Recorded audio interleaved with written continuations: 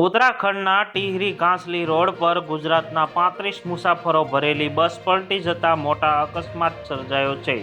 આ અકસ્માતમાં ટીપરી નજીક થયેલો હતો, જ્યાં અચાનક બસ રસ્તા પરથી પલટી ગઈ હતી.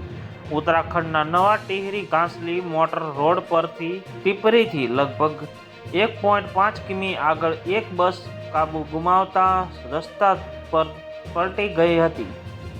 બસમાં લગભગ 35 મુસાફરો હતા.